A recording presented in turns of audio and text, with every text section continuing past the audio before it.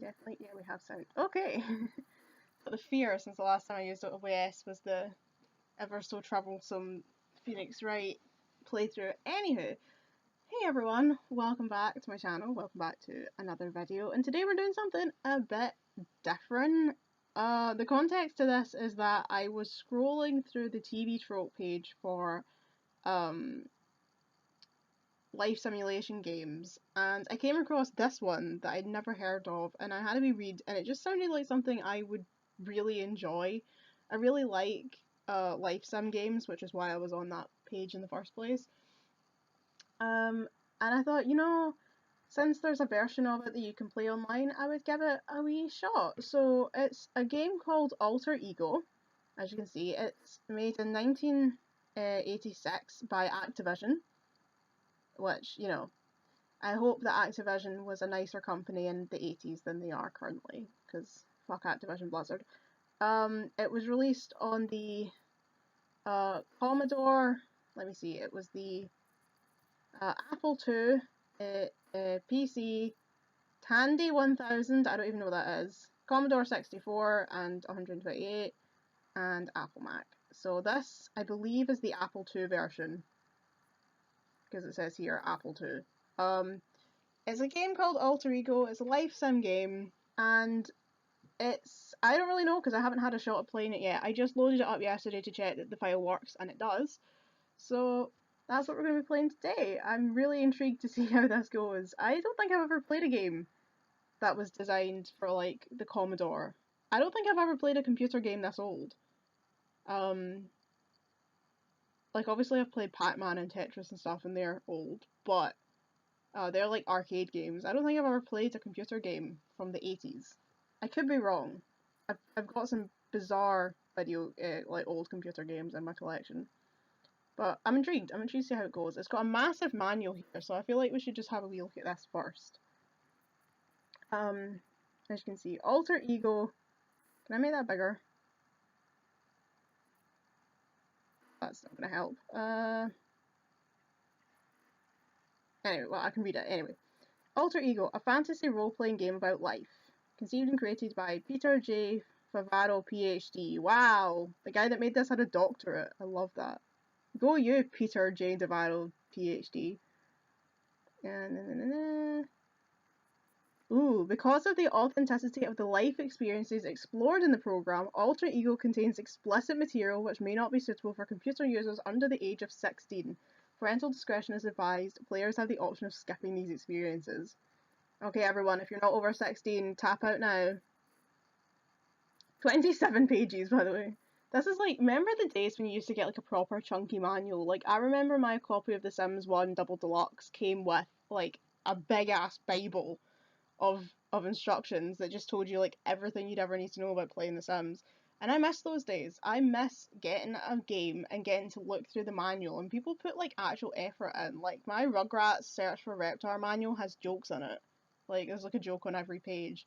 They put effort into those back in the day, and now it's just like, turn on the tutorial, and if you get stuck, go on to IGN and look up a walkthrough. We're not here to help you anymore. And I get it, saving on paper and stuff, but still. Alter Ego. Here's a chance to replay your life again and again, each time with a different personality. This time around, you can be a wealthy entrepreneur who will do anything to get ahead, or take on the life of a broke but happy poet. Or fulfill your dream of being the most popular person in your high school with a datebook filled up for the next 5 years. In Alter Ego, you create the character you want to be, your alter ego, and then live out your alter ego's life from birth through old age. So be a kid again, get back at all those snobs from high school, do all those things mom and dad wouldn't let you do, or go back and marry that long lost love you let get away. With Alter Ego, you play the game of life. Just gonna check everything's recording alright. Yes, it is. Just fear, ever since all that nonsense when Phoenix Wright kept like fucking up the recordings. What you can do with Alter Ego. Alter Ego is a fantasy role-playing game. It presents you with a series of life experience episodes which take you through a simulated lifetime in 7 stages: birth and infancy, childhood, adolescence, young adulthood, adulthood, middle adulthood, and old age. Here's what you can do.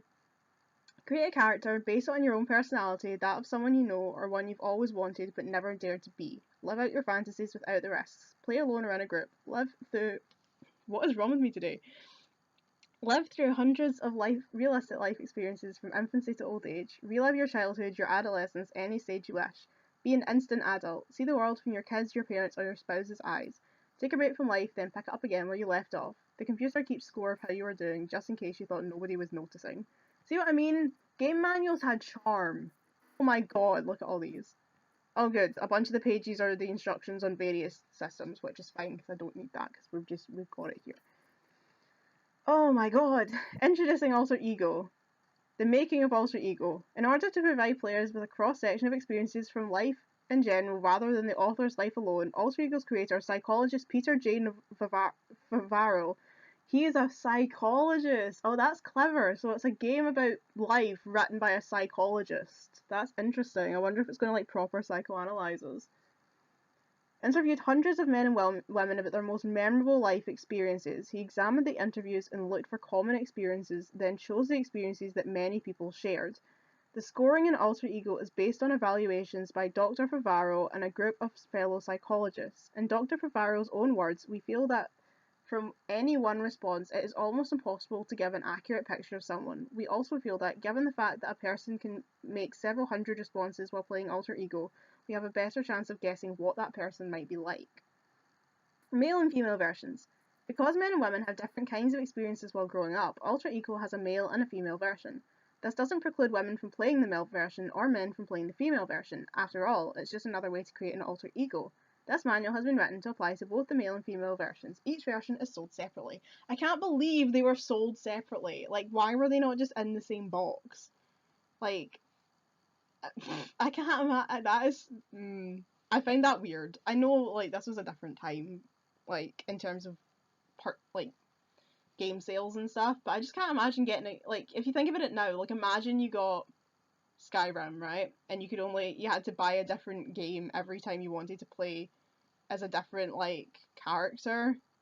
You know what I mean? Like, they had, like, a male version, a female version, like, and then you had to, like, buy a different disc if you wanted to play as, like, a Altmer or a Dunmer. You know what I mean?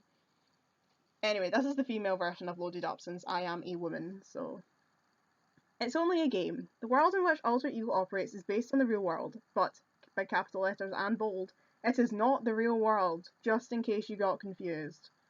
Just in case you were so gripped by the Commodore 64 interface. Alter Ego is first and foremost a game. It was designed to be entertaining, not clinical. There are certain insights that can be gained from playing the game, but self-improvement or self-analysis should never be the goal of playing. Throughout the game, you will be asked to respond to episodes. Remember that your responses belong to your alter ego, so be as wild or crazy or sweet and gentle as you like. Although many of the comments made in the game ring true to life, take them with a grain of salt. Remember, it's only a game. This is so psychologist. This is like the disclaimer thingies you have to give at the start of any psychological evaluation where you're like, you can agree to leave at any time, you can stop at any time. If you don't want us to use your results, just let us know. You have the ability to walk out of this study, like all that kind of stuff. Game voices, your conscience and the narrator. There are two voices that will be talking to you throughout your alter ego's life. The voice that makes comments directly to you is your conscience. The voice that evaluates you and reviews your life is the narrator. The narrator is almost a separate character, with very definite opinions about the choices your ego makes. Keep in mind that the narrator's comments are designed to challenge you and to provoke different response patterns and provide unexpected surprises in your life. Okay. Life in the fast lane. Alter Ego lets you make choices and take chances you might not otherwise have in real life. In the real world, nearly everyone acts recklessly from time to time without suffering the consequences. But people who regularly make reckless choices are likely to pay the price. Alter Ego works the same way. If you're going to live a reckless life, be prepared to accept the possible or inevitable consequences. Playing the game of life. The object of Alter Ego is to step into the role of an alter ego and live through his or her life. After loading the game, you'll be asked to complete a personality profile questionnaire and pick a life stage at which to begin the game. Ooh, I love a good personality quiz. As you advance through each life stage, you'll live through true-to-life experiences called episodes by picking symbols located on a life map screen. These symbols represent either life experiences, social, intellectual, emotional, physical, familial, or vocational, or life choices, high school and college, risks, relationships, work, major purchases, marriage, and family. You'll be asked to respond to episodes by picking moods and actions and answering questions. The choices you make throughout the game mold the behaviour and personality of your alter ego. They will also determine the directions his or her life and the kinds of experiences I'll start that whole sentence again. They will also determine the directions his or her life will take and the kinds of experiences he or she will have. It's a lot like travelling the highways of life. Each time you get to an intersection, you decide which way to turn or if you want to turn at all, just like real life with all its twists and turns. Alter Ego keeps records of how you are doing in 12 separate characteristics: calmness, confidence, expressiveness, familial, gentleness, happiness, intellectual, physical, social, thoughtfulness, trustworthiness, and vocational. That is, if that was an RPG, that is a hell of a lot of social stats to be ranking up. This ain't Persona 5, lads. At any time during the game, you can check your alter ego's characteristics on the status screen. You will also get a chance to build up your resources by earning money at a job, receiving gifts, investing wisely, and winning prizes. After the childhood stage, you'll also have to cope with living expenses and impulsive spending habits. You can check the state of your resources throughout the game. The Life Map screen. The Life Map screen is the road map of your life. As you grow older, this screen will reappear each time you enter a new life stage. The life experience symbols are located in the middle of the screen. They contain life's unexpected little surprises, over which we have little or no control. The life choices symbols are located on the sides. They include experiences that give you a little more control over your life, such as whether or not to have a relationship, an affair, get married, attend college, or apply for a job. Since life gets more complicated above the birth and infancy stage, the number of choices you'll be able to make as you get older will increase and vary. You'll notice new symbols on the screen as well. Okie dokie. A game of alter ego. Oh my goodness. The personality profile. Every time you begin a new game of alter ego, you must first complete a personality profile, a series of statements to which you must respond true or false. There are no right or wrong answers. Your answers will be used only as the basis of your alter ego's personality when he or she enters the world. You'll be given 3 options for answering the questions. 1. Select my alter ego's personality. This method is recommended. It lets you fill in the answers from scratch. This is the most thorough way to play the game because you get to choose your alter ego's personality yourself. 2. Let the computer select my alter ego's personality. Means the program will automatically assign a random personality for your alter ego.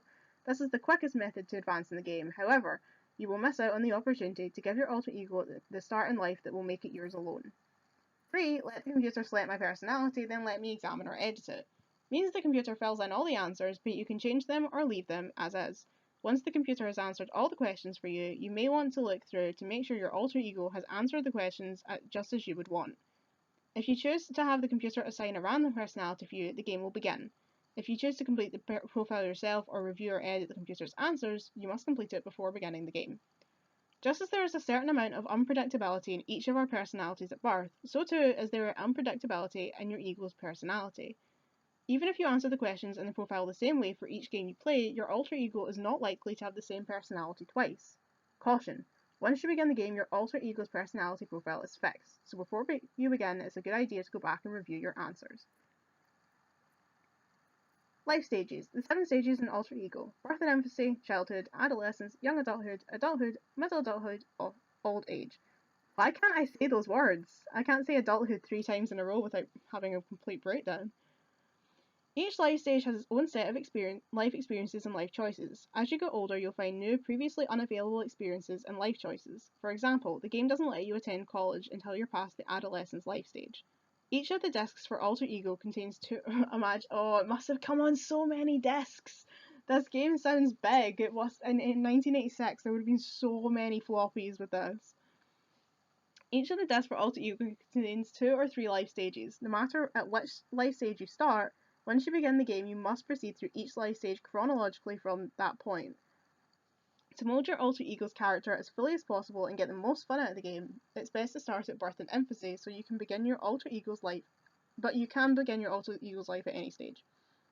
Your status screen will begin at the same life stage from which you chose to begin the game. At the end of each life stage, the game's narrator will ask you if you want to continue or stop. If you choose to continue, you'll automatically enter the next life stage. If you want to stop, you'll have the option of saving the game at that point to be retrieved at a later time or quitting the game entirely. Yes. In the childhood life stage, you'll be given several tests as a way of evaluating your alter ego's grammar school education. Grammar school. Remember, this is your alter ego taking these tests, so answer them the way you think he or she would respond. And then down here it says, psst, you'll find a crib sheet at the back of this manual. You gotta grow up. In alter ego, you cannot prolong your adolescence or any other life stage, however much you try, however much you try, at least not chronologically. As soon as you reach a certain age, you must continue into the next life stage unless you decide to stop the game. And you can't go back in time without starting a new game. You'll complete a life stage only after you reach a minimum age for the next sequential life stage. You can check your age anytime by picking the status screen symbol. If you play through all the life experiences at one stage and still haven't advanced to the next stage, spend some time with the life choices. You'll have to play a fair share of life choice symbols, particularly in life stages 3 through 7, above the childhood stage, to reach the age necessary to move on to the next stage. The chart below lists experiences typical for each life stage. Think of them as guidelines rather than strict sets of experiences. After all, life is filled with little unexpected surprises. Alter ego life stages. Birth and infancy. Love and support from parents, nourishment, learning appropriate ways to get attention, learning how to control aggressive impulses, sharing attention with siblings and other family members, learning to crawl, walk upright, and speak. Childhood. Initial moves towards independence, going to school alone, getting good grades, controlling behaviour in class, making friends, developing first opposite sex relationships, managing an allowance. Adolescence. Acceptance by a peer group, first date, initial career decisions, first job, managing money, acquiring first trappings of success, clothes, records, etc. Records. Controlling possible self-destructive impulses and resisting temptation, managing the stress of physical changes, accepting rejection, rebelling against authority. Young adulthood, deciding on a career, finding a place to live, developing long-term, opposite sex relationships. Opposite sex relationships, this game's homophobic. It's 1986, I'm not surprised. Acquiring initial trappings of adult financial success, automobile, house, etc. Deciding whether to remain in college or try to find a job, marriage decisions. Adulthood, managing stress in long-term relationships, resisting the temptation of outside relationships, because apparently only adults, not young adults, cheat. Learning to tolerate bad habits of friends and lovers, decisions on raising a family, acquiring the trappings of adult success, home, better car, vacations. Disciplining children, managing fatigue, managing fatigue. Bro, I've been managing fatigue since I was like 12 years old. That's not an adulthood thing. Taking care of body, dealing with feelings of getting older, possibly dealing with first major illness. Oh, wonderful. Managing job-related stress. I've done most of those things, and I'm only 26. Maybe that, I suppose, young adulthood's usually until like 25, isn't it? Well, it depends. Nowadays they're saying young adulthood's like 30 because people are getting older and it means that young people are younger longer, if that makes sense. Middle adulthood. Coping with family problems, raising children, maintaining and improving career, preparing for retirement, renewing relationships, managing older children. Old age. Remaining active and healthy, reacting to societal pressures to act old. Remaining financially secure and physically healthy. Okay. Life experiences. Having experiences. In Alter Ego, the life experience symbols represent major areas of life experience. Since it's difficult to place an experience in just one category, you'll find that some overlap. The symbols give you a general sense of what you might expect to find underneath. You only get one chance to play through a specific life experience. Sometimes you'll have to meet certain requirements before you can have a life experience. For example, the game might check your relationship status. Some social symbols will allow singles only, while others will request couples only.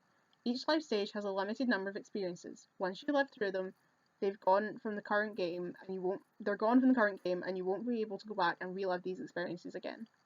How to pick experiences. Alter Ego will permit you to pick experiences in any order. However, they are arranged in general ascending chronological order. Follow the path upward in each life stage. Experiences further up the screen are typical of older people than those lower in the screen. It's unlikely you'll be able to play through all the episodes available in a given life stage. As soon as you reach a certain age, your time runs out for that life stage and you'll have to move on. Areas of life experience. So we've got social, which means experiences that involve etiquette, manners, interpersonal interactions, social skills, making friends, and the like. Intellectual, experiences that reflect both book smarts and common sense. Emotional, situations that reflect characteristics of your alter ego's personality as displayed on the status screen, calmness, confidence, expressiveness, etc. Physical, experiences related to self-care or physical health. Familial experiences with your mother, father, siblings, and other relatives. These will determine, in part, your own effectiveness as a parent. Ooh. Vocational experiences that happen to you at work. They're bound to have an effect on your earning power. Life choices. Making choices. Unlike the life experiences, you can play the life choices again and again during one game, whenever you feel the need to influence a certain area of your life. Maybe you want to raise your intellect, or come out of your shell and have a relationship. You'll find a different episode each time you go back to a life choice symbol. The symbol doesn't disappear after you play it, but there's a limit to the number of times you can go back to that symbol. Not all life choices are available to you at all times. For example, if you're male, you can't become engaged unless you have the resources. Oh my goodness! If you're male, you can't become engaged unless you have the resources to purchase your fiancé a ring. In fact, you can't even become engaged unless you have a steady. Do you think that's meant to say job? There's a word missing there. You won't get a girlfriend unless you first meet someone and ask her out. Even if you ask, she may not go out with you if your social skills aren't high enough. So can I only get proposed to, and I can only be asked out because this is the 1980s, and how dare I try and propose to my partner?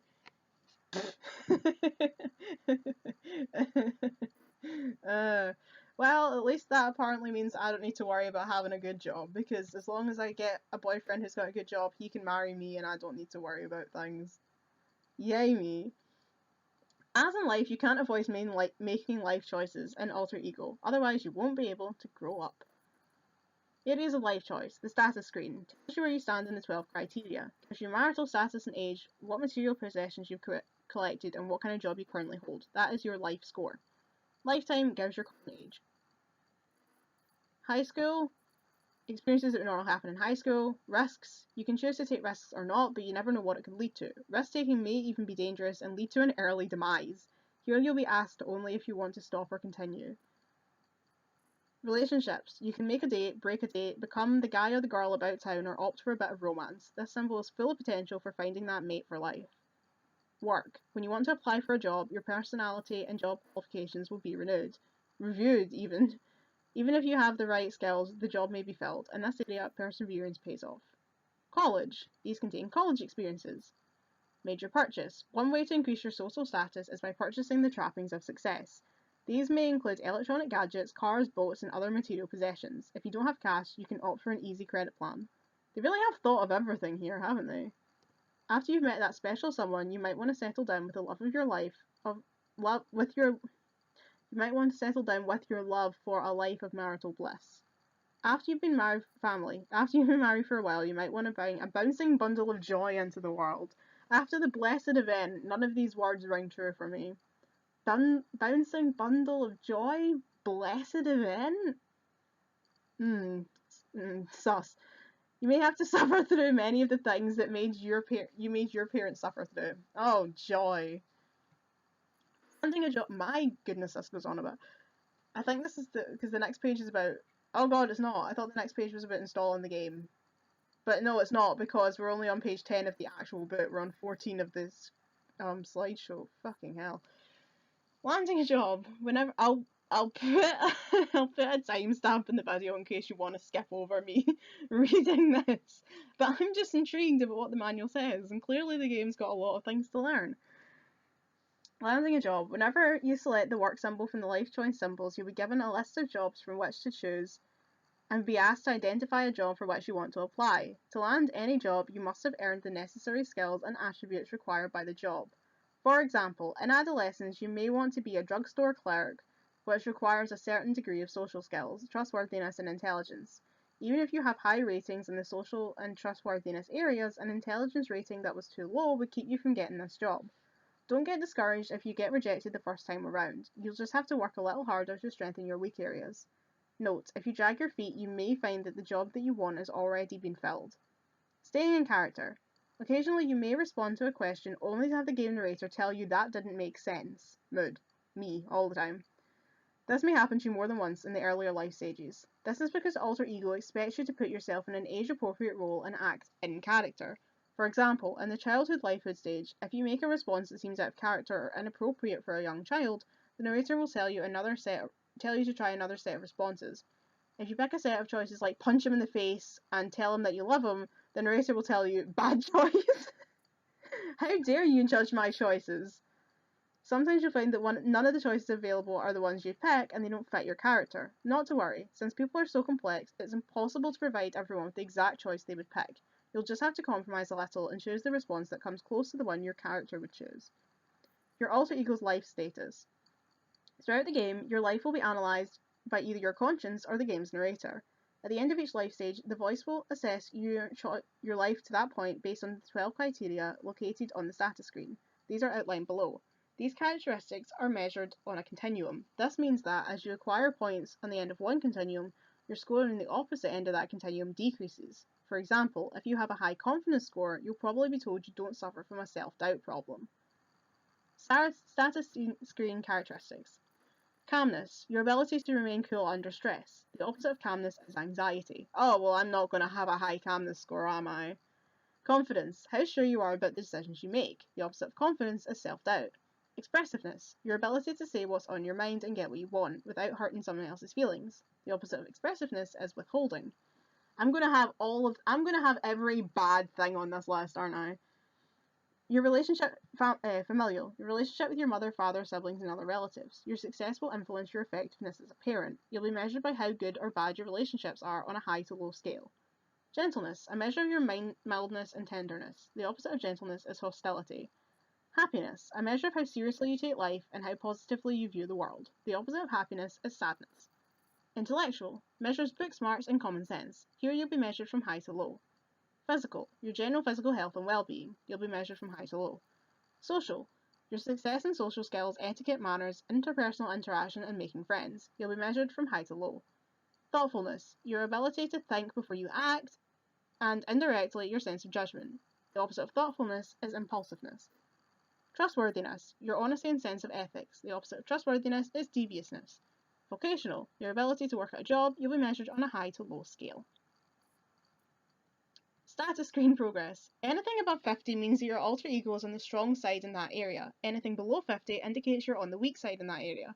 For example, if your gentleness characteristic is 25%, that means that you've chosen a rather aggressive... I'll start that again. For example, if your gentleness characteristic is 25%, it probably means you've chosen rather aggressive responses up to that point in your life. Every time you make a response in alter ego, by choosing an episode, mood, or action, or by answering a question, you may affect more than one score.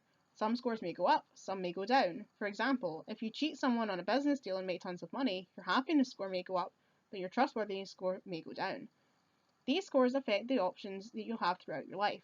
The computer will check each characteristic score and present you with opportunities depending on your previous responses. Scores are not necessarily good or bad, as in real life, some characteristics are better suited to certain situations than others. You'll find that each end of the continuum for each characteristic offers advantages and disadvantages. In alter ego, you can't have it all. Even if you live the life of a saint with only an occasional slip, you'll never reach 100 points on every characteristic. It's up to you to decide what's important. For example, if you maintain a low gentleness score throughout the game and you come to a situation where you have to ask someone politely for a favour, you may not be granted that favour. Being low in gentleness means that your aggressiveness is high, so you're unable to ask nicely for a favour. But when it comes to applying for a job, low gentleness means high aggressiveness and a greater likelihood of getting the job. Affecting your status scores. You can affect your status scores by the way you respond by making life choices. For example, you can strengthen characteristics by combining life experiences with life choices. Let's say you're trying to get a date by selecting the relationship symbol, but the game voice keeps telling you that the girl or guy isn't interested. What's a poor social outcast to do? A wise strategy might be to select the social symbol several times. Play through the episodes, then go back to relationship symbol once you've increased your social status. You may find that potential mates are very forgiving after you've improved your social behaviour. But remember, it's not enough just to play through the social symbol a few times if you don't improve your ways. If you take time to learn some social graces, your social score will improve. Financial joys and woes. Once you're past childhood, you'll have to contend with living expenses. Sorry, there's no avoiding it. Throughout the game, the program automatically deducts a percentage of your salary if you have a job, and or resources for every year past childhood. If your alter ego is impulsive, the program assumes he or she is a free spending type of person and automatically deducts a higher proportion. Always check the status screen for an update on your resources and impulsiveness. Remember, impulsiveness is the opposite of thoughtfulness. If you have a low thoughtfulness score, it means your impulsiveness is high. Taking a break from life. If you grow tired of life, you can always take a break, save the game, and then pick up your life right after where you left off. Or if you just can't take it anymore, perhaps you're getting bored with your chosen alter ego and want to create a new character, you can call it quits. Refer to the chart on page 21 for instructions on how to take a break. Okay, this is telling us how to set the game up. Da-da-da.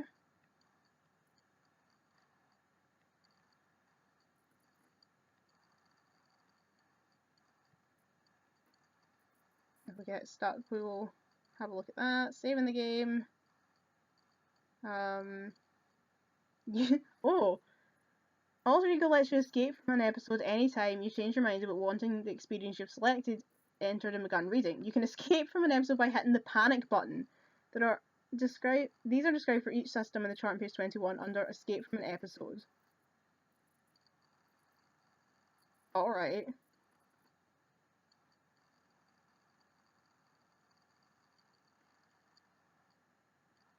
If you lead a reckless life, be prepared to suffer the consequences. If your choices lead to your demise and you want another chance at life, hit the panic button when you see your death announced on the screen. Alright. And here's the crib sheet. Oh! Oh, those are the answers for the questions if you get stuck when you're at school, I suppose.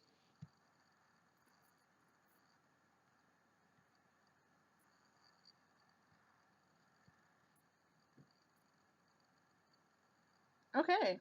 Okay.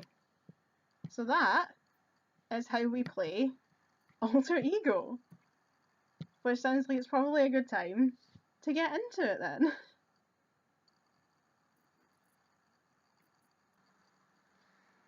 Okay, I actually went and got lunch, since it was 1 o'clock when I finished reading out that thing. And I was like, 1 o'clock is my lunchtime, so it's half an hour later and I probably forgot everything we just learned about how the game works. But, never mind. Let's go, shall we? Let's get into it.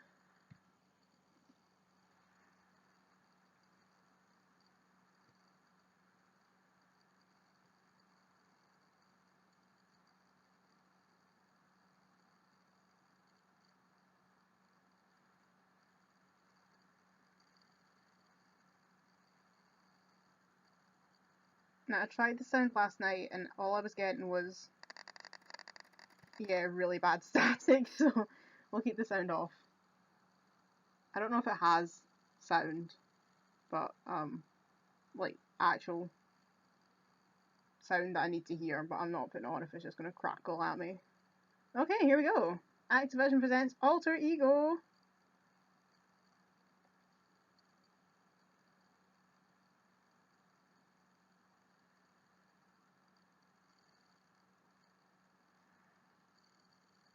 Please enter your name. Oops. Loz.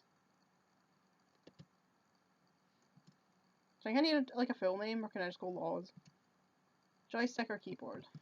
Keyboard.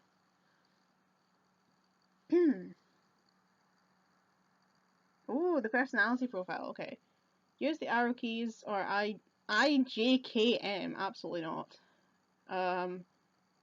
Press select next to response. So let me select my own personality, let the computer select my personality, let the computer select my personality, then let me examiner edit it or load a previous game. Well, we're going to select it ourselves. Right. These are the questions we have to answer. I will probably try to answer these questions honestly. True. I'm likely to speak whatever comes to mind. No. I'm likely to speak it on Twitter later, assuming that the person I'm speaking about doesn't follow me.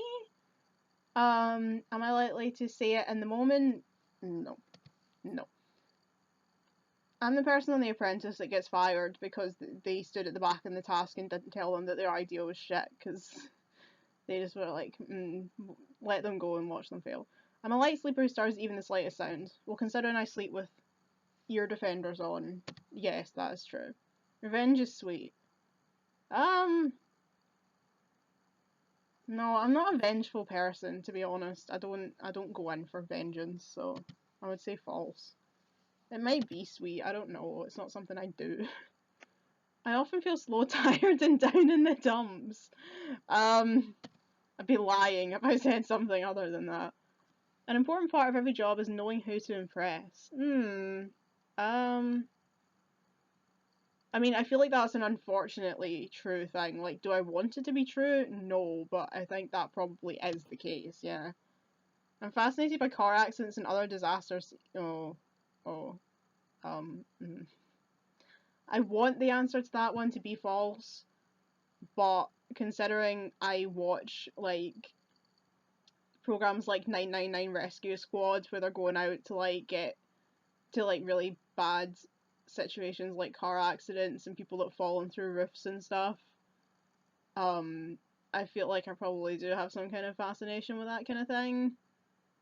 Don't want to, it's not something I'm proud of, but unfortunately I feel like that's a true situation.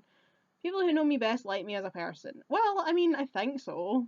The people closest to me like me, otherwise they wouldn't spend time with me, so I'll say true for that. I'm extremely sensitive to criticism. True. I get nervous performing in front of people even when the task is something I know by heart. True. The people around me seem to be happier than I am. That's a difficult one because I think as much as I have like mental health issues going on, I am generally quite a happy person. Like I'm a lot happier now than I used to be. Like I'm usually quite cheerful. It's more just the anxiety. Like I panic about things, but I'm not generally sad. So I don't think the people around me are happier than I am because I think I'm generally quite happy. So I'm gonna say false. I often get the urge to touch walls when wet paint signs are hung. Uh, I mean, everybody does that, but I don't actually want to touch them because then I'm gonna have wet paint on my hands, and I don't want to be walking around with wet paint on my hands. So no, I'll go false. When I'm ill, I become short-tempered and snap at people. No, when I'm hungry, I become short-tempered and snap at people.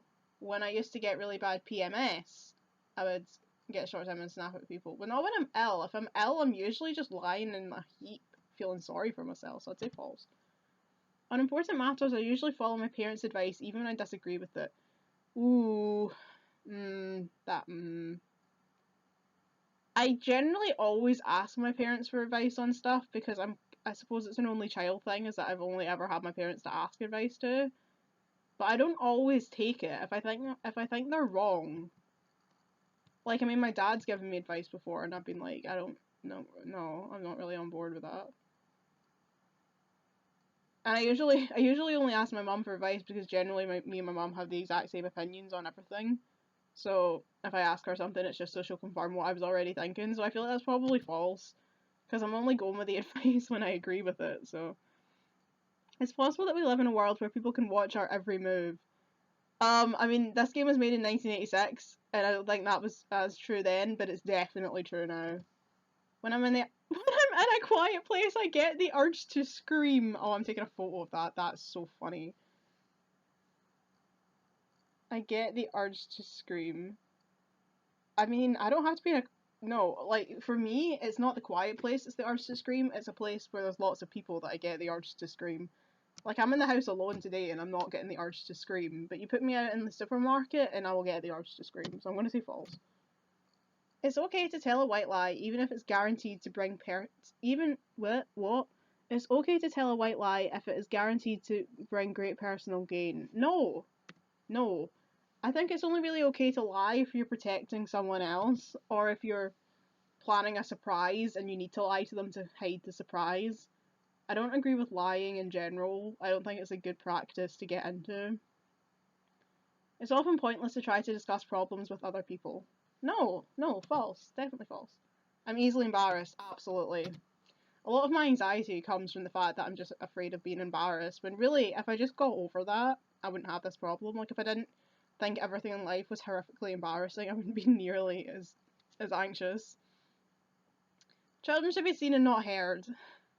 I'm not a fan of children, as everyone knows. That being said, I don't think it depends on the situation. If they're making a lot of noise when you're in the coffee shop and you're trying to enjoy a nice chat with your friend and there's a child screaming, yes, they should be quiet. But I don't think children should never be allowed to speak because children have some, like, I love watching Goggle Frogs because sometimes kids say the funniest things. Like, kids are so interesting. Like, see if you actually talk to children and get their views on stuff. It's so interesting what you can learn from them because they've got like people just don't realise how perceptive children are. And they come out, if you actually sit down and ask them real things, like I loved watching the old kids react, when they did like kids react to gay marriage and stuff. Kids are so interesting in the things that they say. So no, I don't think children should be seen and not heard. I think actually we should listen to kids a lot more, and we'd probably do a lot better in society. I find it difficult to break the ice in conversations with people I barely know. I actually would say that's false. I'm generally quite good at making conversation with people that I don't know, because I usually just come out with something really random and then they talk to me. I'm quite good at, like, if you're in a group and there's someone who's clearly, like, uncomfortable because they don't know anybody, I'm usually quite good at just walking up and being like, hey, we're friends now. My parents were strict. No, my parents weren't strict. You can usually judge a person by first impressions. No, because people can give a bad impression and you can be completely wrong. One way of getting people to treat you fairly is to take an aggressive stance and make them win. What? Take an aggressive stance and make them win you over. No. That doesn't sound right. I think questions like this are stupid and meaningless. No, I don't think that. I think questions like that are interesting. I think I like personality quizzes, so definitely. I don't know how to make it begin. I don't know if it's just taking a while. Oh, there we go. Please select the stage of life you'd like to begin the game. Birth and infancy, obviously. We'll start from the beginning.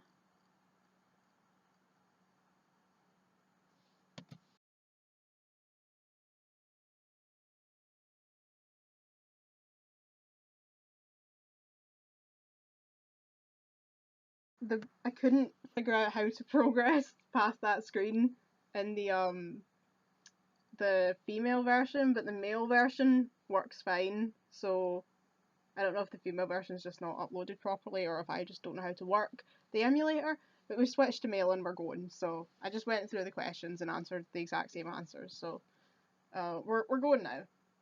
Welcome to birth and infancy. Every man is the architect to his own fortune.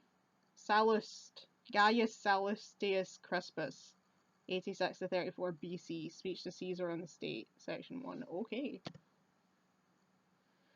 Press space to continue. You're in a warm, dark, comfortable place. This has been your place since you became aware that you are alive. It's almost time to enter a different world now. Am I in the womb? Probably. I'm just checking we're recording again. We are! Woohoo! Select an action. Stay in a little longer, come out fighting, or come out peacefully. Let's come out peacefully. What a good sport. Are you sure you're ready for this? It can get pretty hectic out there. I'll give you one more chance to try and stay a while longer. Would you like to? No. Let's go for it. Let's be born. That's the spirit. You're an easy delivery. Your mom and dad took special classes to help you. Go out there and give 'em heck. You're still too young to swear. Happy birthday and welcome to the world. From now on, life will begin to change rapidly. You will have to learn to accept responsibility, build up your resources, and manage yourself physically and emotionally. The events that transpire over the course of the next few days include your rich Aunt Martha places a $500 bond in a trust for you. You're the most beautiful baby in the maternity ward and everyone takes your picture. Your father buys you a baseball bat and glove for you to use in a year or so when you get older.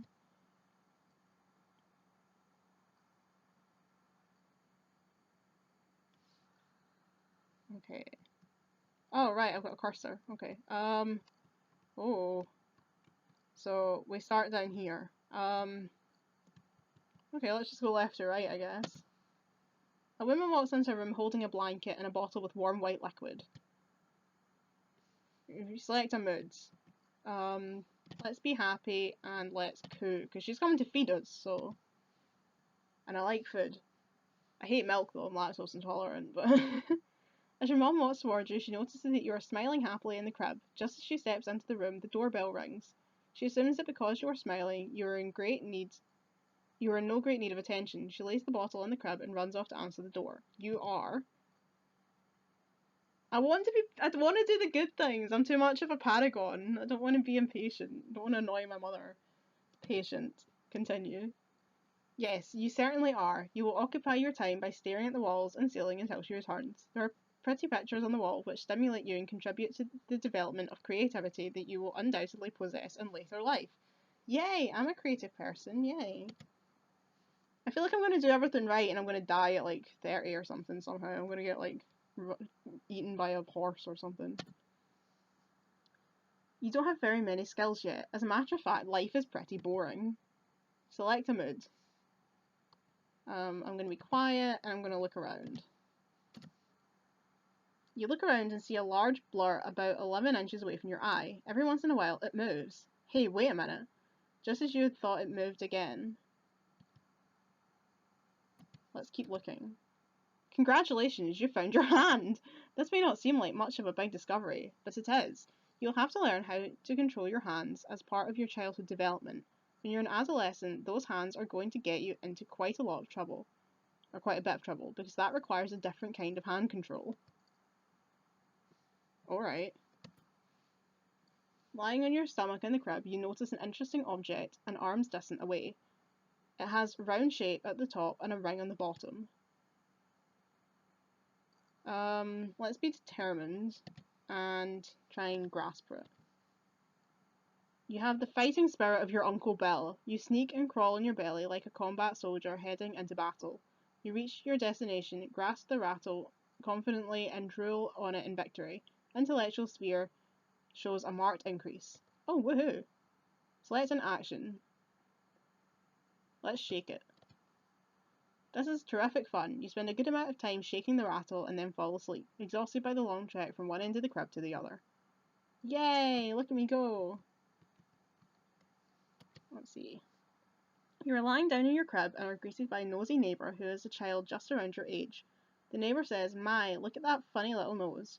She turns to your mother and asks, "Don't worry, dear. I hear that noses are the last thing to look truly human." She picks you up. What a bitch! Okay, I'm gonna be angry because she's a bitch. Collect a mouthful of drool.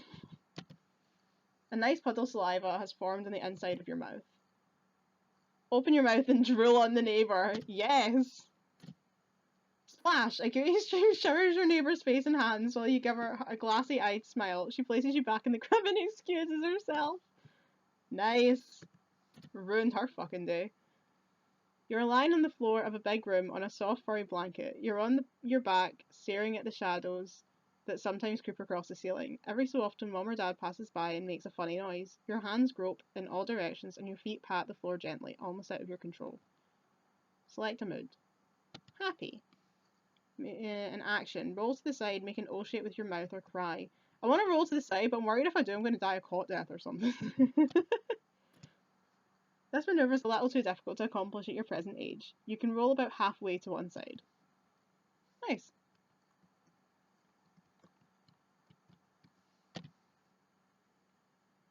You are lying down in the crib while your mom and dad are speaking in the other room. You hear their voices deep and muffled from beyond the door. Why aren't they paying attention to you? Let's be sad and make some noises. You begin to cry. This alarms your parents and is a negative way of attracting attention. Your dad comes in holding a bottle of warm milk, which satisfies you temporarily. Well, if they're not giving me attention, then I should cry. You've just wakened from a nice long nap. Your mom comes into the room and wants to hold you. Let's be happy, because she's picking me up, so we'll smile. This is a great way to make a new mom feel good. Your consideration earns you points in many spheres. You will find that as your life progresses, pleasing mother becomes harder and harder. In a few years, it will take doing chores and going to the store. Before you know it, she'll want you to become a doctor or a lawyer. Enjoy your infancy while you can. Your mom picks you up so that your face touches her face. I'll be still. You're probably wondering why your mom is doing this. She wants you to kiss her, but now you've lost the opportunity. You will have many more chances to learn this extremely valuable skill. Oh. Oops. I take it I can't click these, because my cursor's not a thing. So how do I get over to the other boxes to check my stats? Unless I can't do that yet. It's probably in the instructions that I can't be arsed going back to read.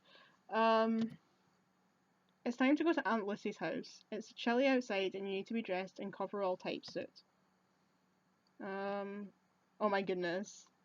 Playful, go limp. We love a floppy baby that won't put their outfit on. This is one of your favourite games. Mommy knows how uncomfortable the suit is and tries to distract you by making faces and singing the Go Bye Bye song. Parents are always singing because they know that music will often soothe the savage child. This makes you laugh, which in turn causes even greater difficulty to your mom. It becomes a vicious cycle until Grandma intervenes. When Grandma tries to help you... I'll get into my suit, I'll stop being a wee shit. What excellent judgment. You have succeeded in having some fun, albeit at someone else's expense, in a somewhat uncomfortable situation.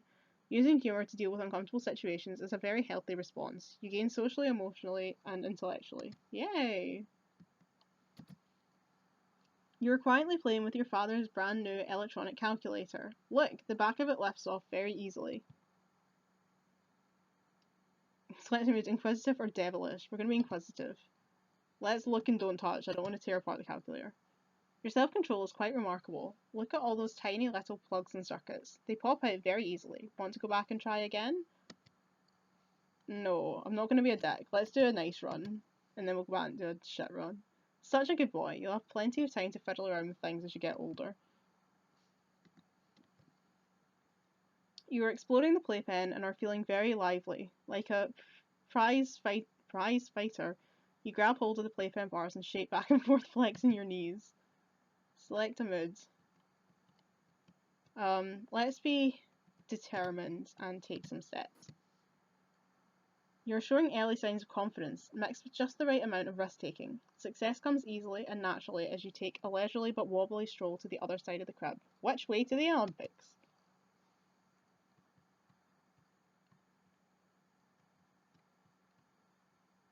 Oh god, how did I end up back down here? Okay. Mom and Dad are entertaining some friends, and you are minding your own business sitting quietly in the corner of the room. Suddenly a man with a big nose and shiny head puts his face right up to yours and says something in a loud voice.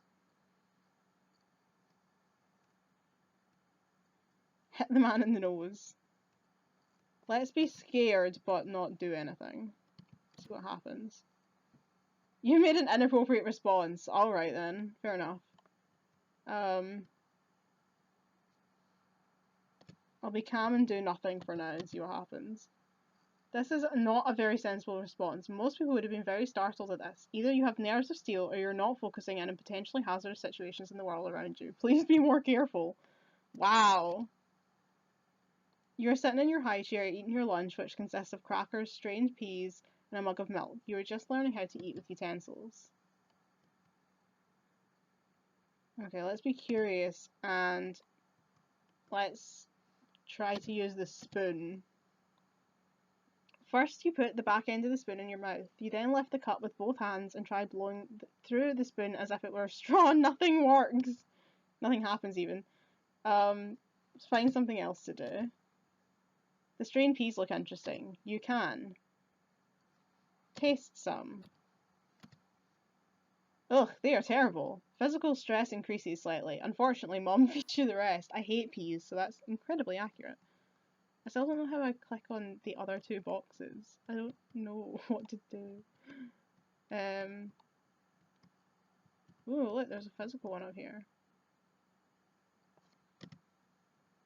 While being taken to the park, your dad meets an old college buddy who is wheeling a baby about your age. As the two dads talk, you casually begin to eye the baby in the other carriage. Aggressive. Let's be curious and put our finger near the baby's face. A baby! You wonder if it has all the same parts as you. Touch the baby's arm. The baby touches you back. You're exploring the environment and learning about one another. This causes your intellectual and social spheres to increase. You seem to like one another. You've made your first friend! Oh yay! I have friends! Up until this point in life, Weasley Wabbit, your stuffed toy, has been your best friend. You take him everywhere with you, but he's beginning to get on in years. One of his ears is torn off, and recent eye injury has made his face look a little lopsided. It's suggested that Weasley should be retired. You wake up one day to discover Weasley has been removed from the place where you last spotted him. Oh no. I'm going to cry because I'm upset. I would be upset. Like, realistically, I'd be really upset. How could you have given up on Weasley so soon? I know you're upset, but this is no time to panic. Let's go get Mom. You confront Mum with the fact that Weasley was not in the spot where he was last deposited. She claims to have not seen him either. You are not satisfied with this answer. Wisely, you persist. This time she tells you that Weasley left because he wanted to be with friends who are more like him. She tells you that next week you will have a new visitor, a brand new friend who will be just as nice as Weasley. You are... We'll go with satisfied. It is unfortunate that little children are so naive. Oh God! You will get a new doll, but it's clear that your mother has made a terrible mistake. Weasley has just been assigned to a spot on the bottom of a pile of trash at the city dump. Life is tough and this is only the beginning. Oh God. This is brutal. You're alone in the kitchen and begin exploring the closets and refrigerator. Why am I alone in the kitchen? What's wrong with my parents? Let's be adventurous and go to the pantry. You swing the pantry door open and see all of the beautifully coloured jars, boxes and bottles. One jar looks particularly pretty. It is shiny and brown and full of liquid. You unscrew the cap and smell what's inside. It smells sweet. What the fuck is it? Let's taste it. Let's be wild. Let's go wild. It tastes good. Yay! Keep tasting it. It tastes so good that you drink a large portion of it. After a while, your stomach begins to feel queasy and upset. You get dizzy and begin to feel faint. You call out for some help, but no one seems to hear you. Oh God, did I die?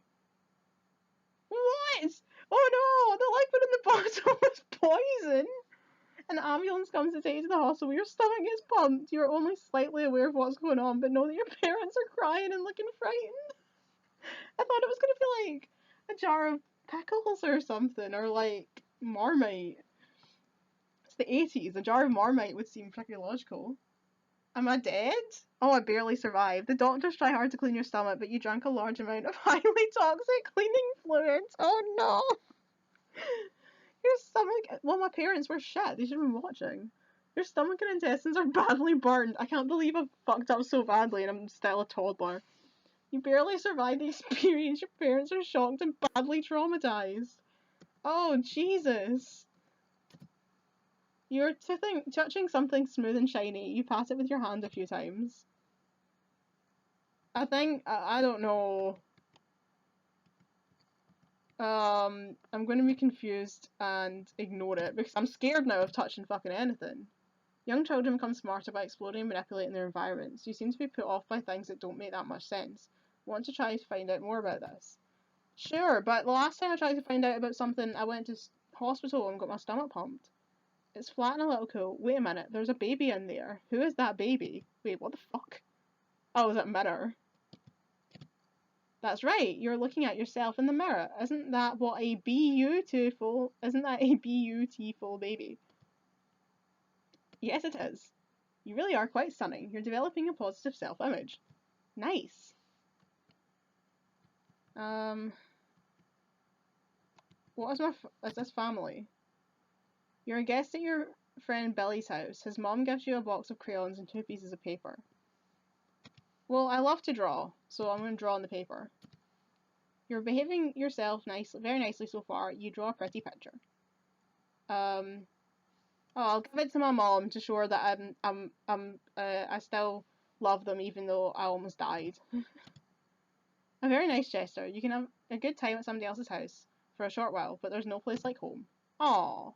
No place like home, the place where I almost died. It's announced to you during a heart-to-heart talk that it's time for you to give up the bottle and drink from a glass like a big boy. Disappointed but willing to try.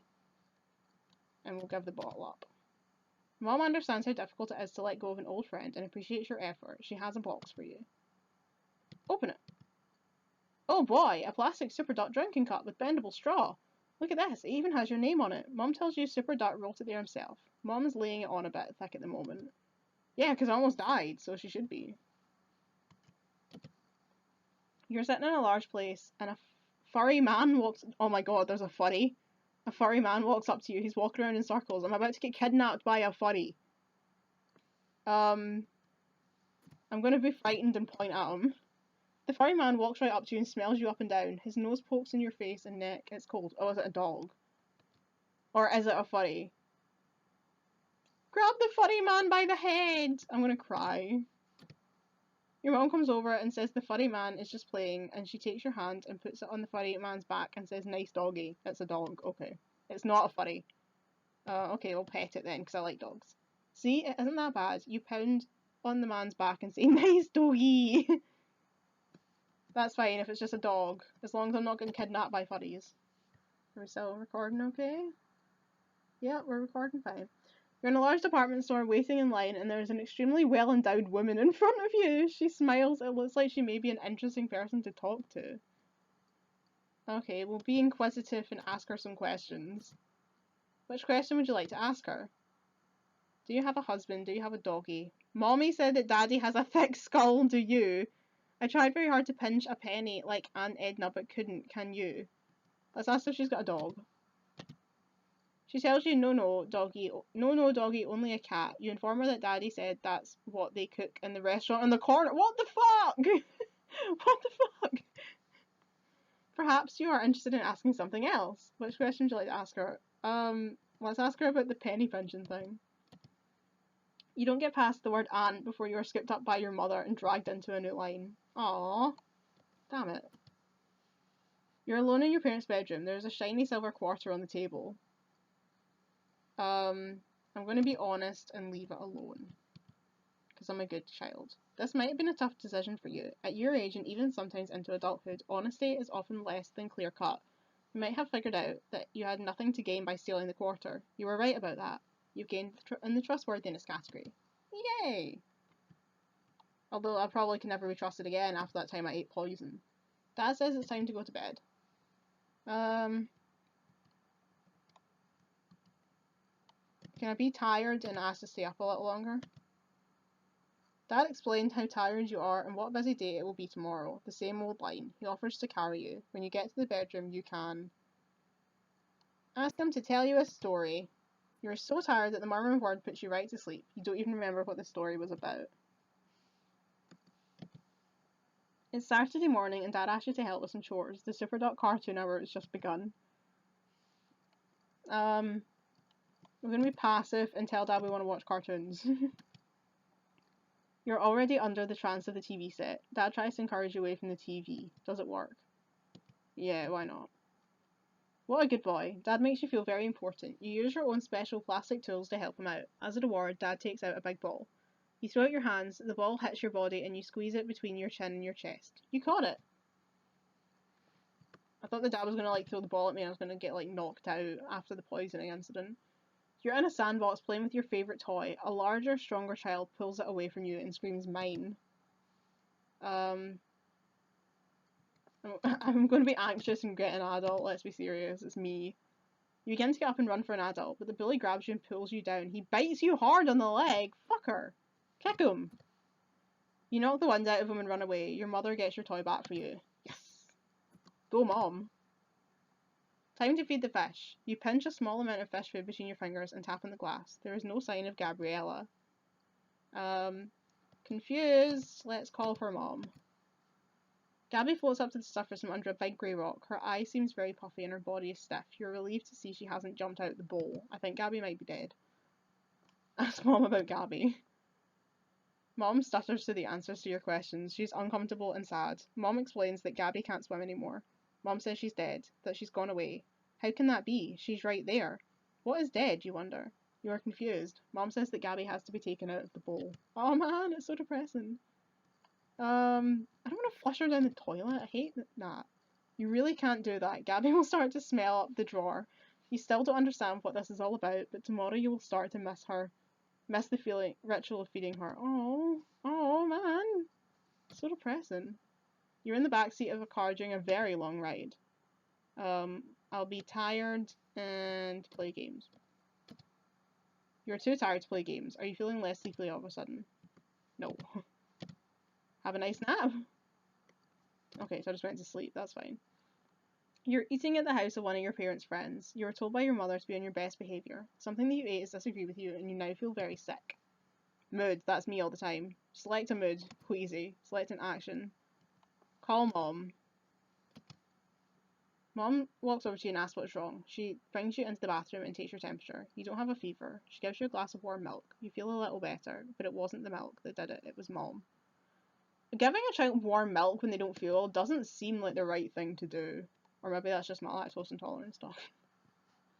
You're still not completely familiar with using the toilet. It's still quite fascinating to you. You have just finished and you have cleaned yourself like a big boy.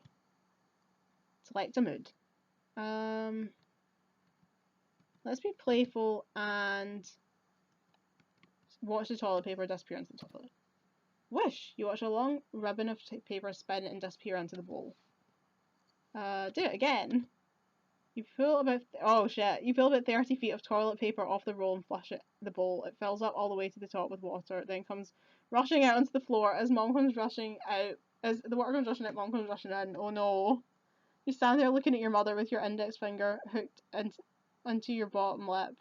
The cutesy routine doesn't work. You're sent directly to your room. Oh shit! Today is Dad's birthday, and you would like to make him breakfast. Extravagant. Let's ask Mom for help, because I'm not going to try and make eggs myself. Mom will let you do exactly what you want, but helps you make Dad a nice breakfast. This makes him feel terrific. Yay! Okay, what's this one? The phone rings while Daddy is ironing a shirt. He must leave you in the room with the iron. This is such bad parenting. I'm going to be cautious and play quietly. I'm not going to help him iron the shirt. I'll probably fucking die. Dad realizes that you're alone with the hot iron and calls you in to him. You run into the room and trip over the iron cord. You fall onto the floor and the hot iron lands on your hands and arms. What? It hurts a lot. You're taken to the hospital. You suffer minor burns. Young skin heals quickly. You're very lucky. For fuck's sake, I've been poisoned and burned by an iron. I'm only like 3 years old. Jesus Christ. Dad must get his teeth fixed and you must go with him to the dentist. Mom is busy at work and Dad couldn't find a sitter. You sit in the waiting room for a very, very long time. Dad must run out and put money in the parking meter. Dad sits you on the floor, gives you a magazine to leaf through and tells you to behave. I'm going to be patient and be a good boy. Your ability to keep yourself amused is a sign of early maturity. This will help you intellectually and creatively. I'm going to look through the magazine.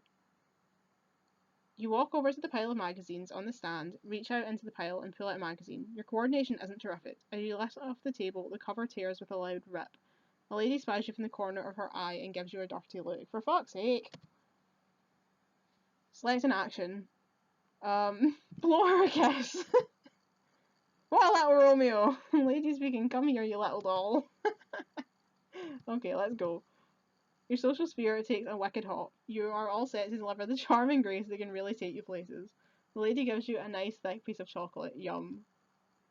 You have just passed through infancy. A brief look at your life up to this time shows the following. Your family life has been positive and nurturing, and as a result you have begun to form the critical bonds that are important during this phase of life. Physically you have been not a very healthy baby. Yeah, you're damn right. Socially, during this phase in life, nothing much is really expected of you. After all, you're still much too young to throw a successful cocktail party, and frankly, anyone who still dribbles on himself probably wouldn't make the ideal dinner guest. However, by now there should be some things that you have mastered. Your progress in this area shows. You have been the type of child who charms the lollipops off people. You have been the type of child who is huggable and gets his cheeks pinched by old ladies with bright red lipstick. Now, regarding your emotional and personality development, what a trustworthy lad you are turning out to be. You will probably join the Boy Scouts of America in the next module. On the one hand, your trustworthiness is a desired trait. On the other, I'm curious as to why you don't explore your environment a bit more, get into things a bit. For instance, haven't you ever wondered what the zipper on the side of your mother's pillow was for? Well then, unzip it. Your thoughtfulness characteristic really doesn't count for much in this module. Most children often find themselves at the mercy of their whims and impulses. You're allowed to be cranky now. People will tolerate it much better when you are a teenager than when you are a teenager. Then your whining and carrying on will seem a bit more objectionable. One thing about your character that has a tendency to put people off is your aggressiveness. You're the type of baby who likes to pull on loose pieces of clothing, hair, and any bulbous fleshy object that comes within your reach. You're going to have to learn the meaning of make nice. That wraps up your status for the first module. I hope you like yourself. If not, you can always try to improve yourself. There's in the modules to come. There's plenty of time. All right, welcome to childhood. Nice. We've been recording for 40 minutes almost. Jesus, we're only at childhood. This will be interesting. Practice yourself for heaven's sake in little things, and then proceed to greater. Epictetus. 50 to 120 AD discourses. Alright. Okay, so let's start here. Mom has just taken a job that requires her to be away in the morning and early afternoon. She decides to enroll you in a nursery school program. Upon your arrival, you are greeted by another lady with very skinny legs and large round glasses. There are children playing with buckets of sand, building blocks, and other activities. There is a small boy sitting in a corner with tears streaming from his eyes, a runny nose, and cheeks red from crying. Select a mood. Oh my god, give the lady with skinny legs a left hook. What the fuck? I want to try and make friends. I'm going to be excited and go and try and make friends. Your excitement is a positive sign that you are trying to adapt to this new environment. You realise that your mom will be coming back, so you attempt to make friends. You see a little boy your age playing in the sand with trucks. What would you like to say to him? Can I play? This little boy interprets this as a threat to his territory. He holds the truck close to his body. You can ignore him or ask him to play. The boy shakes his head back and forth. He wants no part of you. Well, fuck him! I can't remember what this icon means. While you're playing quietly in your room, you are startled by a loud muffled sound coming from someplace else. It seems that your parents are having a terrible fight over something. Your father's deep voice seems to be shaking the whole house. Your mother's piercing screams sound like she's being hurt terribly. What the fuck? I think I would be disturbed. Stay where you are and try not to listen. Boom, you hear a very loud noise. Maybe he's killing her. What the fuck?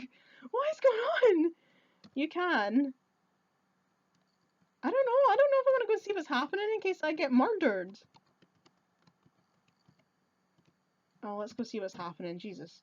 The noises are coming from their bedroom. The door's open just a crack. You can peek inside. They hear the door squeak open and there are a lot of rustling noises. Your mother yells out, "Don't come in here now." You see that they're both undressed. Oh no! Oh no! They're both undressed and you run back to your room. Oh no, he wasn't killing her. Oh lord. Oh, I'm so embarrassed. You've been invited to a sleepover at your best friend's house. This is your first sleepaway experience. Select a mood. I was never a big fan of sleepovers, so I feel like I would be reluctant. Maybe mixed feelings. Ask your parents if they will still be there when you get back. That sounds like me.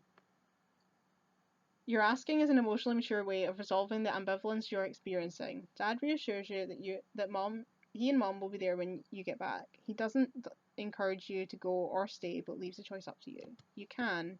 Let's go. You go and miss your parents a little, but talk with your dad. Your talk with your dad has kept you calm enough to have a very pleasant experience. Yay! Your mom is in the bathtub, taking a nice relaxing bath. You are playing quietly in your room. All of a sudden the doorbell rings. Mom doesn't seem to hear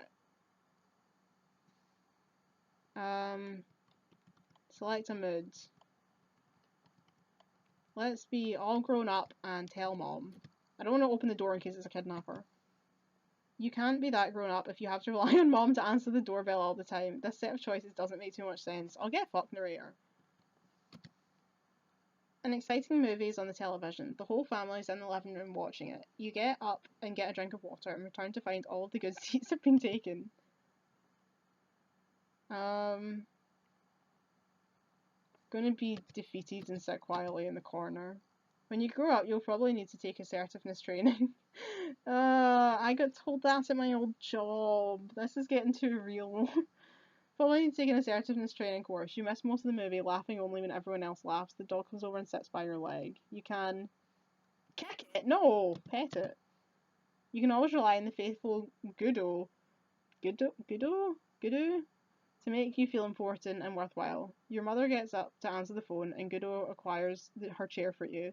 The two of you can now watch the movie in peace.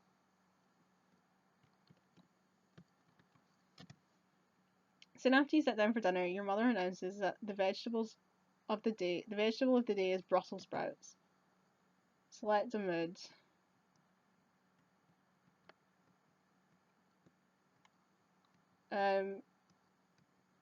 Let's be disgusted and feed them to the dog.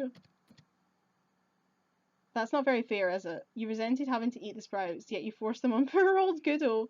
Poor Goodo thinks you are doing him a favour. He will also think he's doing you a favour when he sleeps in your room later tonight, releasing the gaseous byproducts of his meal for your olfactory pleasure.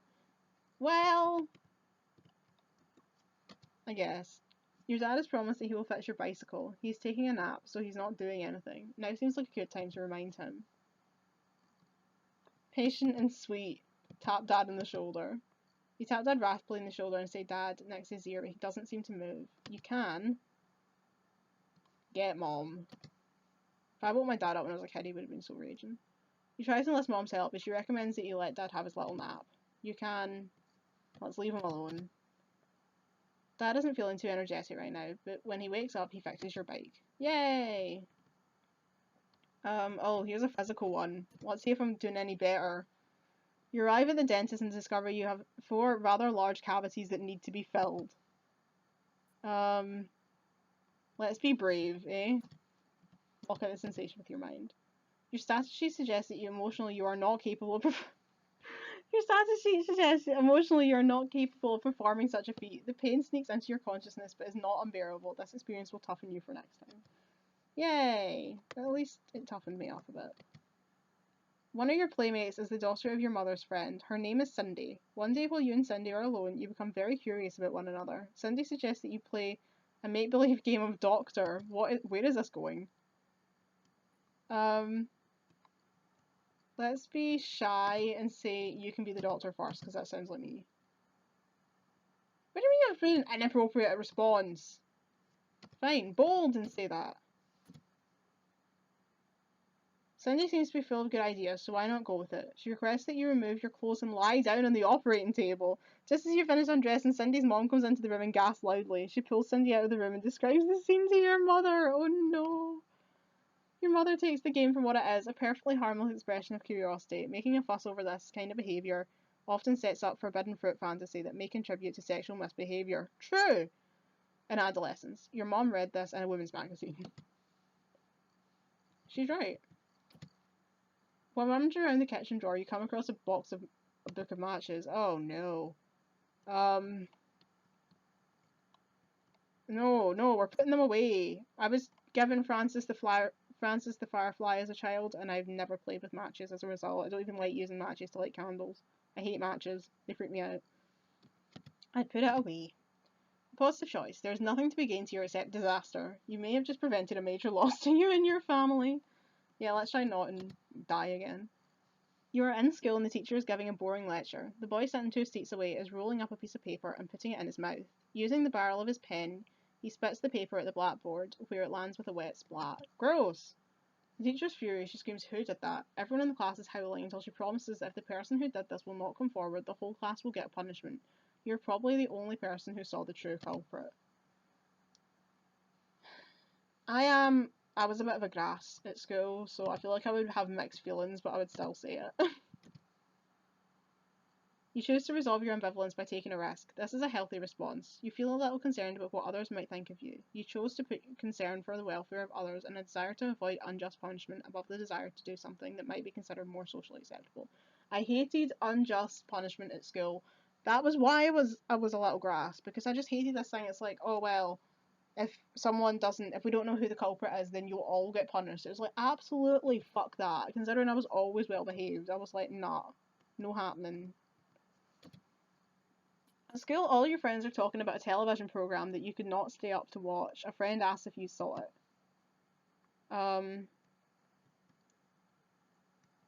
Embarrassed and say I wasn't allowed to watch it. At least you're honest. Your friends tease you for a bit, then leave you alone. Yay!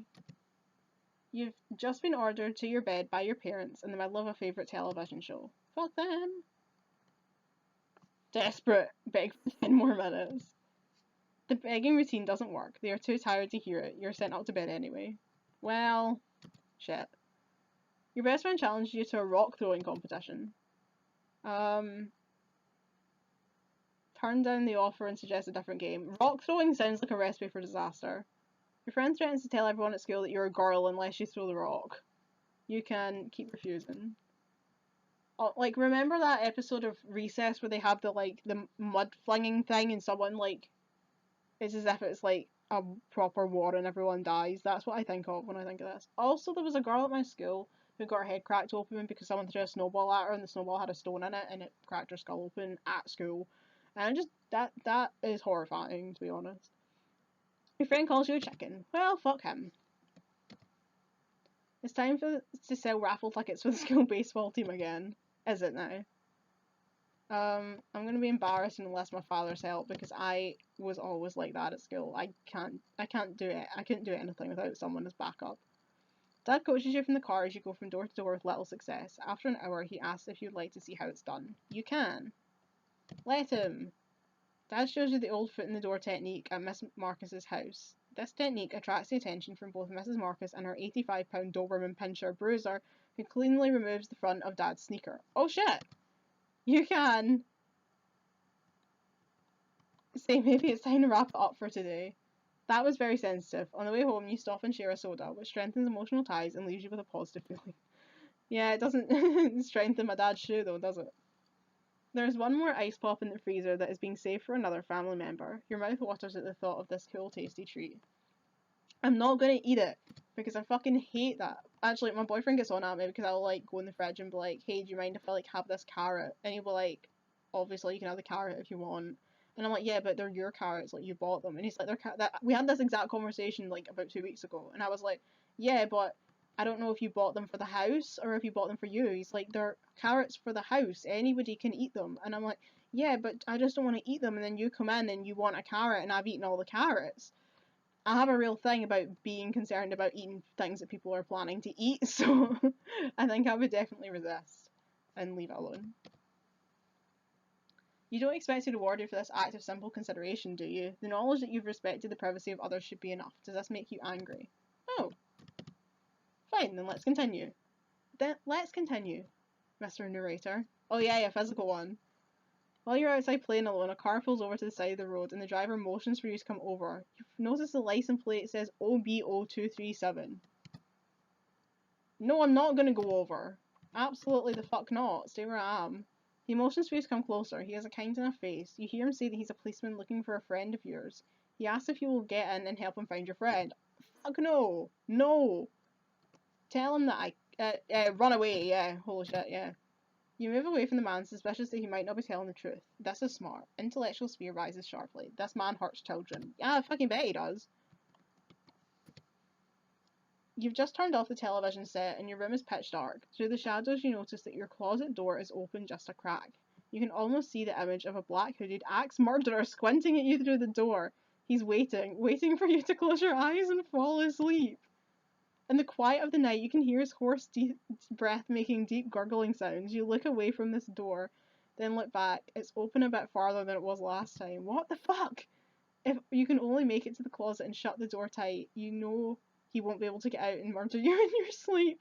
The morning light will destroy him, so you won't have to worry about seeing him when you wake up. I'm gonna be afraid and sneak out of the bed. As you inch towards the closet, you imagine the murderer laughing at how stupid you are for falling right into his deadly trap. You'll show him. You lunge towards the closet door, tripping over the leg of the bed and pulling off the linens on top of you. Ha! You've done it. The closet is closed. You can finally settle down into a relaxing night's sleep. Now, if only those aliens would stop hovering outside your window, waiting to suck you into their spacecraft so they can examine your brain. This game is bizarre. What have we got up here? Okay. Your friends are all waiting for you to come out after school. You have a ton of homework and you've been watching television since you came home. On your way out, your mother asks, "Did you do all your homework?" Semi-honest, I've only got a little left. Semi-honest is the truthfulness equivalent of semi-pregnant. Your mother says, "Finish what you have left before you go out." Semi-pregnant! I love it. I want the brain one. You're in the candy store and buying candy with a $5 bill given to you by your mother. Your bill comes to 50 cents. The man gives you back change, but no dollars. Confused. Question the man. The man tells you that you gave him a $1 bill. You can. Disagree. He says, "Come on now, kid. I told you. Now get the fuck out of here." You can. Get help. Who do you go to for help? Let's get the police out and see what happens. You tell the policeman the story. She inquires about the incident. The store owner says, listen to it. The little brat gave me a 1. This was the wrong thing to say to the policewoman. She makes the man check the cash register. He has $4 more than he should. The policewoman calls the station house and finds out that he has done this 3 times in the last week. 2 weeks later, the store is shut down. It was a front for a numbers racket. The store owner is never heard from again. I wonder why. Well, there you go. I just stopped a crime ring when I'm like 5 years old. Go me. It's a hot sunny day. You and a friend are sitting around trying to think of something to do. Dad is sitting in the shade, napping on a chair. You get a great idea. Let's play a practical joke on Dad.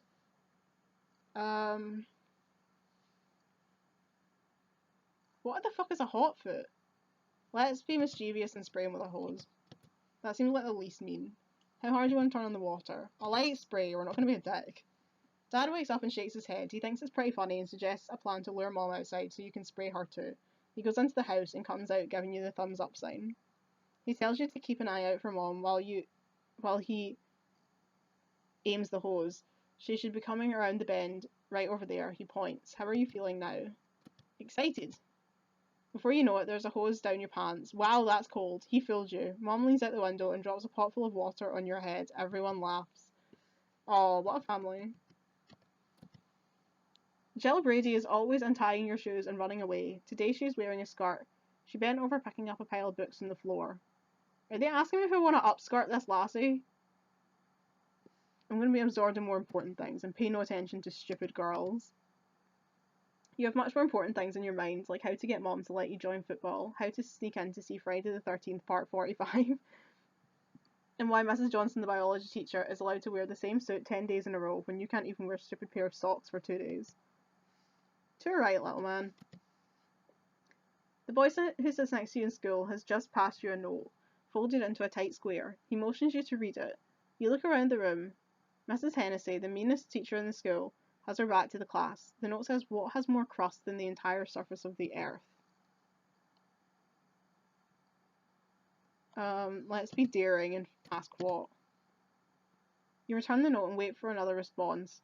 All of a sudden, you hear Miss Hennessy say to your friend, Mr. Bradley, would you care to share your little secret with the rest of the class? Jimmy Bradley looks at the teacher with innocent eyes. He points to you and says, he was just passing me this homework assignment, Mrs. Hennessy. She says, bring it up here. He shows it to her. Mrs. Hennessy reads it and looks at you sternly. Then she looks at Jimmy. She says, Wait, what? She says, Mr. Office. Mr. Office, he principal, sigh, is what that says. I'm thinking there's something gone wrong there. Ooh, yay, a physical one. You need eyeglasses. The first day you wear them in school, everyone calls you Four Eyes. Your parents refuse to let you get contact lenses. Let's be Heart, but we wear them anyway. It's painful to have to hear the name calling. I mean, what else are you gonna do? If you don't wear the glasses, you'll fucking walk into stuff. Your mother's given you permission to have a party. You want to invite most of the kids from your class. There is one child that you have second thoughts about inviting. His name is Louis Feibag. All of the kids call him Louis Feedbag because he's very fat. That's horrible! You mention to your group of friends that you're thinking about inviting Louis. They make faces and pig noises. Some of them say that if you invite the bag, they will stay home. Oh. I think I would have mixed feelings, but I would still invite him because that's shitty. When you ask Louis to come to your party, he immediately assumes that you're joking and want to make fun of him. You can. Try to convince him. Louis is completely overjoyed. This is the first time he's ever felt like one of the guys. Some of your friends do stay home that night and refuse to speak with you at school. Louis' mother calls you up and thanks you for being so generous. Aww. Louis' mother also happens to be extremely rich. On your next school vacation, she flies you and Louis to Hawaii for a week to stay there with relatives. Aloha. Well, there you go. The rest of you didn't get to go to Hawaii, did you? Get fucked. Oh my god, I'm not very good at controlling this.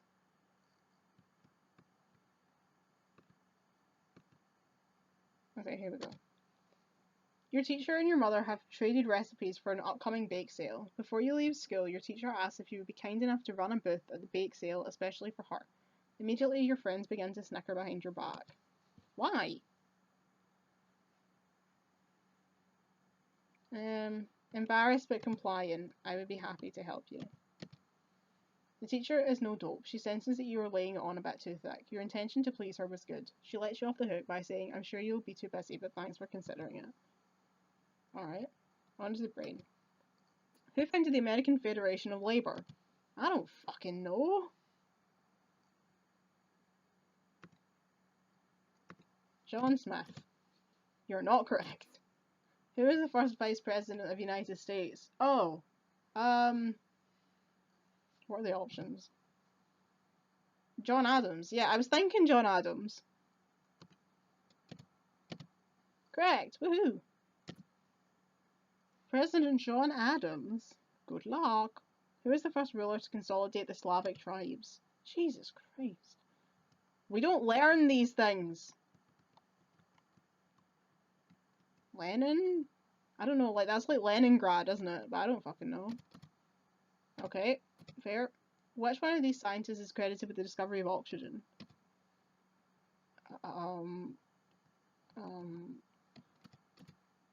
Jesus. Who wrote The Great Gatsby? Fitzgerald. That one at least I know. Correct, woohoo. That didn't go very well, did it? Warning, this episode contains subject matter of a sexual nature. I'm a child! Okay, I'm concerned. In the school math, that is nice though that it warns you. That is nice of it, that it, because like this is a time way before people like openly like putting content warnings on stuff to do with like sexual things because of trauma and things. So it's nice that it tells you. It might just be an age rating thing, but I still appreciate that it's like, do you want to engage in this sexual content? I like that.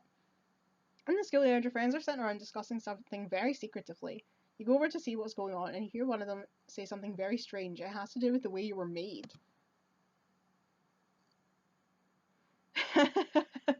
I mean, this happens at school with me, and my response was both disgusted and denying that your parents would ever do that. That was exactly how I reacted when people at school started doing the whole I know where babies come from thing. And to be honest, I'm still a bit, not disgusted, but I still find sex a bit blah. It's just it's just weird, isn't it? It's like, why do we do that? Why do humans do that? It's why how could anyone believe a story like that? Besides, your father probably crushed your mother if they ever did that. Still, you must think it could be true, or you would have chosen to get some clarification on it. Your decision to deny it reflects a failure to confront reality. Well, that is me. I do refuse to confront reality. Your friend has borrowed $1 from you and has been promising to pay you back for weeks. Every time you ask him for the money, he puts you off. Be patient and have a discussion about the money. No, not stop being his friend. No! There we go. During the discussion, you tell your friend that he can help me with some yard work. You'll surely make a great businessman when you get older. The work he does is worth far more than the $1, which you probably would have just spent on junk food anyway. I am a businessman. Melissa Harper is the prettiest girl in your class. You've been giving each other the eye for about 2 weeks now. You're all set to ask her for a date when your best friend, who happens to be taller and better looking than you, confesses that he cannot sleep at night because of her. He asks your advice on the best way to ask her for a date, unaware that you too are smitten by her. Aww. I'm going to be frank and tell him that I like her too. Bringing your feelings out into the open prevents you from acting on them in a destructive way. You can agree that you can both try to ask her out. This doesn't sit comfortably with either you or your friend. You both decide your friendship is more important than a date with Melissa. Yay! Now neither of us get to date Melissa. I love it. Oh wow, we've been recording for over an hour. Okay, when we get to the end of Child, I'll stop so I can split this up. While walking around in the store with your friend, you notice that he sneaks a small item into his pocket. You ask him what he's doing, and he tells you how easy it is to shoplift, saying they never check kids. Oh, well, I'm obviously going to tell him to put it back. Because I don't do that. I don't do shoplifters. You refuse to steal and tell him that he had better put back what he stole. You can. I probably wouldn't turn him in because I'd be too scared, but I'll keep trying to convince him. It's too late. He's already a hardened criminal. He sneaks a pack of cards into your jacket pocket. While you protest, the store manager comes over to see what the commotion is about. He sees the card sticking out of your pocket. He accuses you of shoplifting. He calls out your mother. Because you are trustworthy, Mom believes that you were framed. Yay! Yay! Get fucked, child. Let's do this one. You just received $25 as a present. Your mother tells you can either put it in your own piggy bank or give it to her to hold for you. I'm gonna... Can I be trusting and save it myself? I guess not. I'm gonna be suspicious and save it myself. You don't have the self-control to spend it wisely. When you run out of money and ask your mother for more to go to the movies, she says, if you would have given me the money in the first place, you would still have some left for the movies. You'll have to stay home now. Oops. Oh well. Here we go again with the sexual nature. You're alone in the house. While you are exploring the drawers, you notice a stack of Playboy magazines underneath a pile of clothing. I mean, let's look at them. What's gonna happen? The middle page pulls out to a woman with dark hair and very large breasts sitting on the edge of a bed and combing her hair. Her legs are apart. What is your reaction to this? Let's be confused. Maybe he's gay. Maybe my kid's gay. You ask yourself many questions. Do all women look like this? How old do you have to be to get before meeting someone like this? What is this strange feeling I have in my pants? You can. Let's leave it alone. You sigh and put the magazine back. Why don't any of the girls in your class look like this? Or do they? I'd put it back because I'd be worried that like the dad picked up his magazines like, where the fuck is the centerfold? Marcus Cripple and the Tubeheads are the most popular rock group with kids your age. Anyone who likes them is in. If you don't like them, or their new hit song, I Love You, Blowtorch Eyes, you're a definite geek. Oh,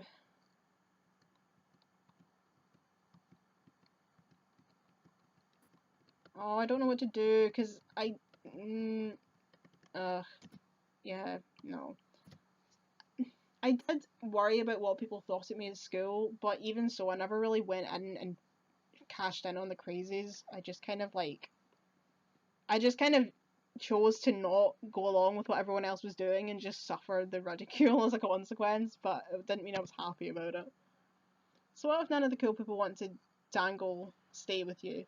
You're your own person, you're your own lonely person, but you're probably a lot smarter than everyone else too. Social sphere drops slightly, intellectual sphere increases. Alright then. Mr. Quincy is the toughest teacher in your school. One day you forget to put your homework in with the rest of the items you need for school. Quincy asks where your homework is. You tell him you forgot it. He says, come on now. You can be more creative than that. Why don't you tell me something more believable? Like, Mr. Quincy, I did my homework, but my dog threw up on it. Everyone in your class laughs hard at your expense.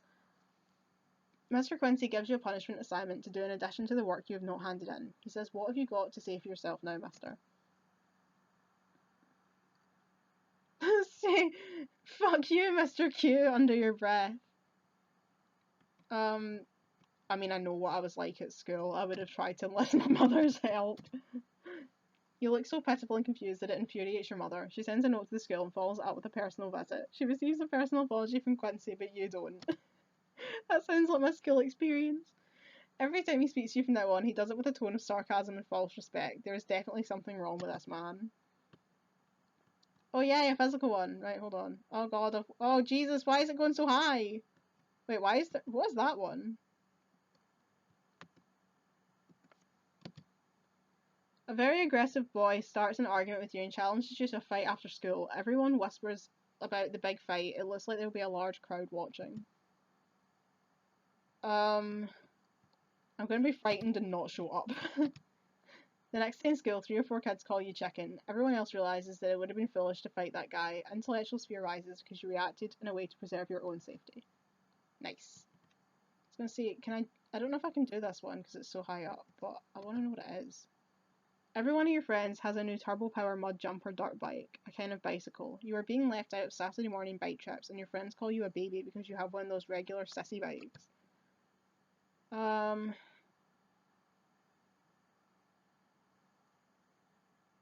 Let's be motivated and try to earn the dirt bike. How would you like to try and make the money? Doing odd jobs. Unfortunately, doing odd jobs is not the kind of steady work that would pay enough money for you to save and make a purchase of this size. Your independence is remarkable and will positively influence your emotional characteristics. but for now you don't reach your goal. Aww. I just didn't want to do a paper round, really. Oh god, I've done it again. The family dog has been acting a little peculiar lately, and no one can figure out why.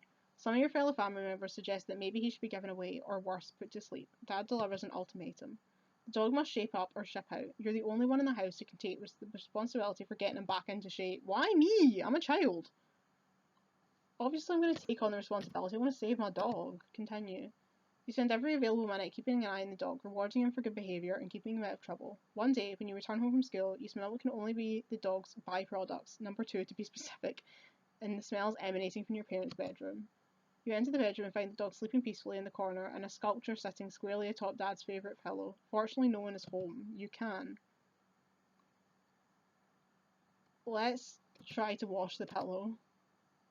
You scrape the sculpture off the pillow and throw it away outside the house. The pillow and pillowcase are left a large brown and smelly ring. After 3 machine washes, your mother keeps yelling, "What are you doing down there?" The smell comes out of the pillowcase, but the pillow still has the stain. Not only that, the pillow now weighs 30 pounds because it's waterlogged. It will never be dry by the time Dad gets home. What will you do? Tell Dad the story. Your father comes to you, she screams, "I knew it. That mangy animal has made me miserable for the absolute last time. The following week your dog is given to your Uncle Fred." Oh, fuck's sake. Who's the founder of modern chemistry? Marie Curie? Fuck. Who's the founder of modern psychiatry? Freud? Yay! Who was the first American in space? Shepard? Yay! Who's the inventor of the telegraph? Samuel Morse? Yay! The Austrian-born founder of the Ethical Culture Society. Fuck.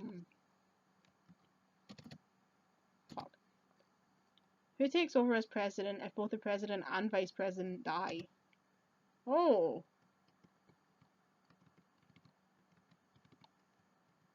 Secretary of the Treasury? Fuck. I wouldn't know. I'm not American! We don't learn this stuff at school. We don't need to.